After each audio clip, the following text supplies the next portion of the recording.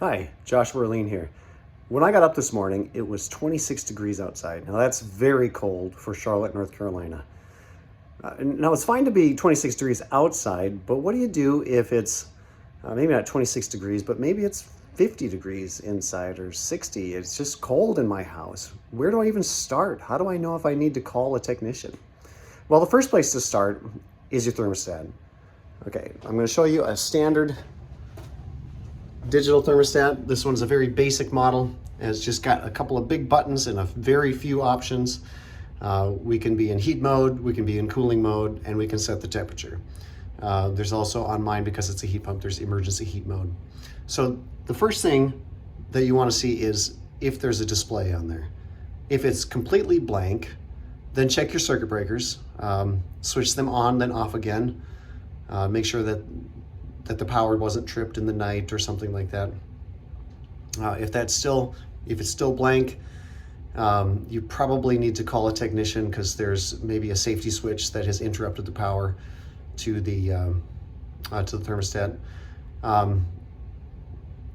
In addition to that, now let me also add this, that sometimes batteries can make everything go wonky. So if you've changed the batteries not in a while, change them again.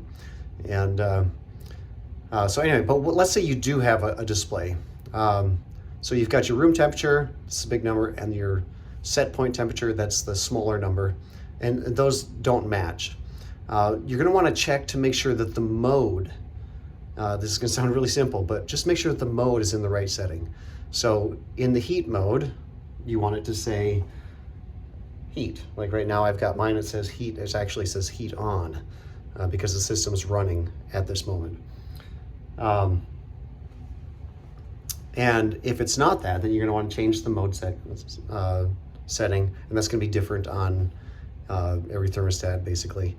Some have switches, some have buttons, but make sure the mode is set to heat and that your temperature is set where you want it to be set, and it hasn't defaulted to some pre-existing program or something like that. I've seen that where thermostats will default to an uncomfortable temperature setting because there's some program that's running that people can't account for. Anyway, so make sure that's set up. If everything is supposed to be running and the temperature that you've set it at is higher than the room temperature, then take a minute and listen. Are there any noises? Now you can actually, maybe you can hear my fan's running, so I know something's happening. I know that so that tells me that there's power to the unit because the fan's running. And then I'm going to go and check and see if there's any, is there any warm air coming out of the register? Yes, I've got warm air coming out of the register.